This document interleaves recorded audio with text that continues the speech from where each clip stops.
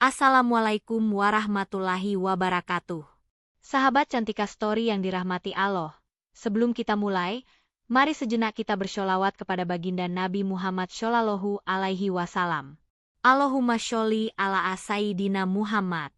Jangan lupa untuk menekan tombol subscribe, like, dan bagikan kisah ini agar lebih banyak hati yang tersentuh dan termotivasi. Pernahkah kamu mendengar cerita nyata seseorang yang dirawat karena kecelakaan, lalu justru berujung pada pernikahan dengan dokternya sendiri? Simak sampai akhir, karena detik-detiknya akan menggugah perasaanmu.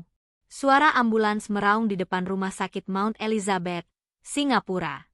Di dalamnya, seorang pria muda dengan tubuh penuh luka tergeletak tak berdaya. Darah mengering di pelipis, baju robek, dan wajahnya nyaris tak dikenali. Hanya selembar KTP Indonesia di dompet lusuhnya menjadi satu-satunya petunjuk tentang siapa dia. Namanya Arfan. Umur 27 tahun. Asal dari Bekasi. Ia seorang teknisi jaringan internet yang sedang menjalani proyek pemasangan sistem baru di salah satu gedung perkantoran Singapura. Tapi pagi itu, takdir seperti menghentikan langkahnya secara tiba-tiba. Pasien laki-laki, trauma kepala, tidak responsif. Tensi turun terus, ujar seorang perawat saat mendorong Brankar ke ruang darurat. Di ruang IGD, seorang dokter wanita muda berpakaian rapi dan wajah tegas sedang bersiap menyambut pasien.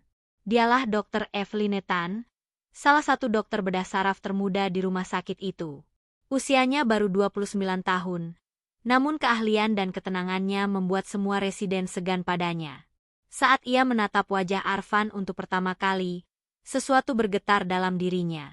Aku tidak tahu siapa kamu, gumam Eveline sambil menelusuri laporan cedera. Tapi sepertinya, Allah sudah mengirimkanmu tepat ke hadapanku. Waktu berlalu lambat. Arfan masuk ruang operasi. Patah tulang leher dan pendarahan otak ringan, kata hasil CT scan. Setelah 6 jam yang menegangkan, Eveline keluar dari ruang operasi, menghela napas panjang. Ia tidak tahu mengapa jantungnya berdebar lebih kencang dari biasanya. Operasi berhasil. Tapi kita belum tahu kapan dia sadar, katanya pelan, sambil menatap Arfan yang sudah terbaring di ICU. Tiap malam, Eveline menyempatkan diri datang melihat Arfan. Kadang ia hanya duduk diam. Kadang ia menggenggam tangan pasien itu sebentar, lalu segera pergi seolah tak ingin ketahuan.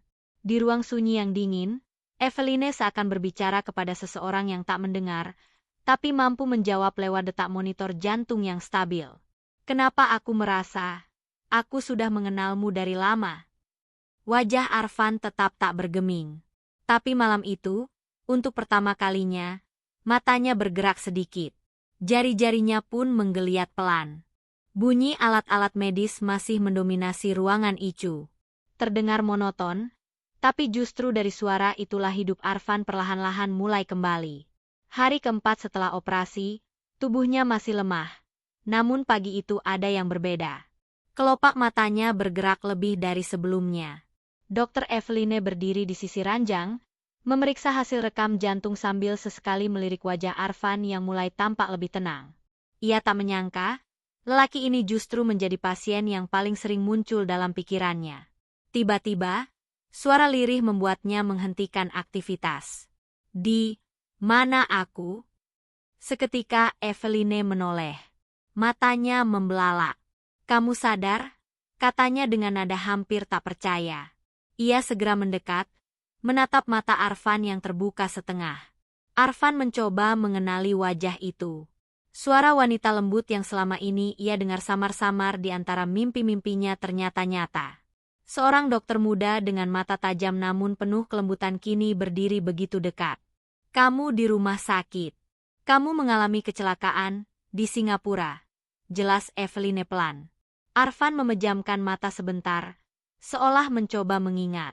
Saya masih hidup. Ya, dan itu keajaiban, jawab Eveline dengan senyum tipis. Beberapa hari setelah sadar, Arfan mulai bisa duduk. Tubuhnya masih lemah, tapi kesadarannya makin pulih. Yang mengherankan, setiap kali Eveline masuk ruang rawat, detak jantung Arfan selalu naik sedikit, cukup untuk membuat alat monitor berbunyi pelan. Jantungmu masih bermasalah? Canda Eveline sambil menekan tombol mesin agar tak terlalu nyaring. Arfan tersenyum tipis. Mungkin bukan karena jantung saya, tapi karena yang masuk itu dokter cantik. Eveline terdiam. Jantungnya juga ikut berdetak lebih cepat. Ia menunduk, berpura-pura memeriksa infus. Tapi wajahnya tak bisa menyembunyikan rona merah. Hari demi hari, hubungan mereka menjadi lebih dari sekadar dokter dan pasien. Eveline mulai sering mengajak Arfan berbicara tentang hal-hal di luar medis. Tentang Indonesia, tentang keluarganya, bahkan tentang alasan mengapa ia memilih menjadi teknisi dan bukannya insinyur. Saya nggak terlalu pintar, dokter. Tapi saya suka membantu orang menyambung koneksi.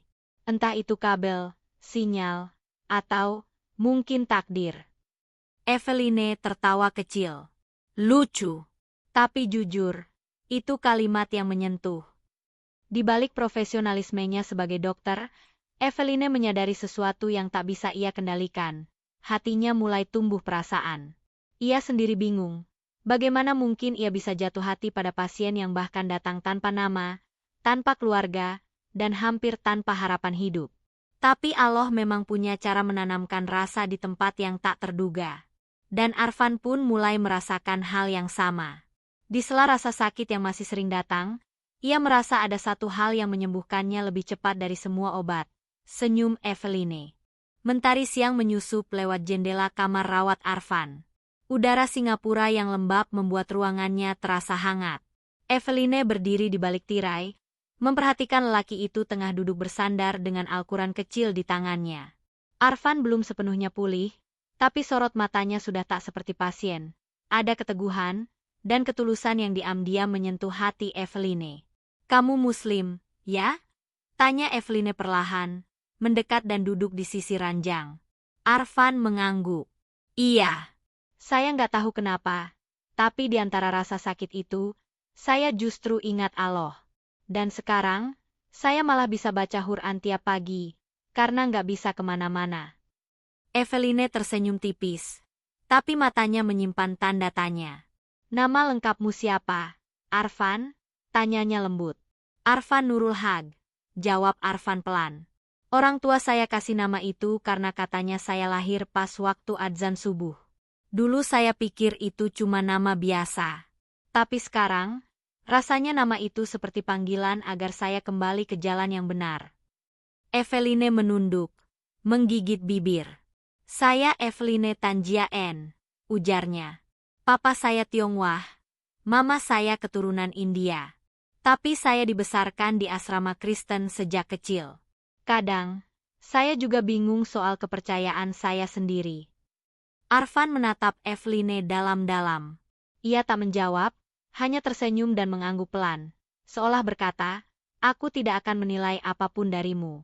Hari-hari berikutnya menjadi ladang rasa yang tak mereka sadari tumbuh begitu cepat. Eveline yang selama ini dingin di mata para pasien, justru menjadi hangat setiap kali bersama Arfan. Ia mulai bercerita tentang rasa sepi di balik kesuksesan, tentang orang tuanya yang sibuk dan jarang pulang, serta tentang cita-cita masa kecilnya yang ingin menjadi guru taman kanak-kanak, bukan dokter. Jadi dokter karena dipaksa orang tua? Tanya Arfan penasaran. Eveline menggeleng. Bukan dipaksa, tapi lebih karena nggak punya pilihan. Aku ingin hidup yang terarah. Dan ternyata, arahku malah datang lewat kamu. Keduanya terdiam. Hening itu bukan karena canggung, tapi karena keduanya menyadari sesuatu yang tak bisa lagi disembunyikan. Mereka saling jatuh hati. Namun dalam diam itu, Allah menanamkan benih-benih tanya di hati Eveline. Ia tahu, rasa ini bukan sekadar kagum. Ia tahu pula, ada batas di antara keyakinannya dan lelaki yang mulai ia sayangi. Malam harinya, Eveline duduk sendirian di balkon rumah sakit. Angin menyentuh pipinya, dan suara adzan dari masjid kecil di ujung jalan terdengar samar. Untuk pertama kalinya dalam hidup, Eveline tidak menutup telinga. Ia malah memejamkan mata, mendengarkan dengan tenang. Allah, jika ini cinta yang datang dari MU, maka bimbing aku pada cahaya yang benar, bisiknya perlahan. Pagi itu langit Singapura sejuk. Awan tipis menggantung di atas gedung-gedung tinggi, seolah malu menyaksikan kisah dua insan yang tak sengaja disatukan oleh musibah. Eveline duduk di ruang perawatan Arfan, kali ini tanpa jas dokter. Ia mengenakan baju kasual warna pastel, matanya teduh, dan wajahnya tampak lebih tenang dari biasanya. Pagi ini aku izin gak jaga pasien lain. Aku mau temani kamu jalan keliling taman rumah sakit, katanya sambil tersenyum. Arfan melirik tongkat bantu di sebelah tempat tidur. Kamu yakin? Aku jalan masih miring-miring begini, sahutnya bercanda. Eveline tertawa kecil. Yang penting kamu jalan ke arah yang benar. Mereka keluar bersama. Eveline menggandeng lengan Arfan, menuntunnya pelan di antara jalur taman yang dipenuhi bunga bougainville. Sesekali angin meniup rambut Eveline, dan Arfan diam-diam memperhatikan wajah dokter muda itu. Wajah yang tadinya asing, kini terasa begitu dekat. Di bawah pohon cemara Jepang, keduanya duduk. Eveline membuka bekal kecil yang ia bawa dari rumah. Ini sandwich buatan aku sendiri. Tapi kamu harus baca bismillah dulu ya, katanya sambil mengulurkan roti. Arfan tersenyum. Siap, insya Allah. Sesaat suasana hening. Hanya suara burung gereja yang berkicau di atas cabang, dan detak jantung yang tak bisa berdusta. Aku punya pertanyaan, ucap Eveline pelan. Arfan mengangguk. Apa itu? Kalau aku belajar tentang Islam, pelan-pelan, kamu bersedia dampingi aku? Arfan tertegun. Tangannya yang menggenggam sandwich terhenti. Kamu serius? Tanyanya lirih. Eveline mengangguk. Matanya basah. Aku nggak tahu kenapa. Tapi setiap kali kamu cerita tentang sholat, tentang sabar, tentang ridho, hati aku seperti tenang. Padahal selama ini aku selalu cemas, takut gagal, takut sepi. Tapi dengan kamu, semuanya terasa cukup. Arfan menarik napas panjang. Aku bukan ustadz, Eveline. Tapi kalau kamu benar-benar mau mengenal Islam, aku akan bantu semampuku. Kita belajar bareng, ya. Perempuan itu mengangguk lagi. Aku serius, Arfan. Hari itu menjadi titik balik. Tak ada ucapan cinta yang gamblang. Tapi setiap tatapan, setiap senyum, dan setiap langkah kecil mereka di taman rumah sakit adalah bahasa rasa yang lebih dalam dari sekadar kata-kata. Eveline mulai bertanya banyak hal, tentang wudhu, tentang sholat, bahkan tentang arti kalimat, la ilaha illallah. Dan Arfan mulai menyadari, bahwa di balik kecelakaan yang nyaris merenggut nyawanya, ada anugerah tak ternilai. Allah mempertemukannya dengan jiwa yang mencari kebenaran. Hujan tipis membasahi jendela rumah sakit sore itu. Di dalam kamar rawat Arfan, suasana tenang, tapi hati Arfan sedang bergetar. Sudah sebulan sejak ia terbaring, dan selama itu pula Eveline hadir sebagai sosok yang bukan hanya merawat fisiknya, tapi juga menyembuhkan hatinya. Sore itu, Eveline datang membawa sebuah buku kecil bersampul hijau. Ini, aku pinjam dari temanku. Judulnya, Panduan Sholat Wanita untuk Pemula. Aku masih banyak nggak ngerti, tapi aku mau coba. Arfan menerima buku itu.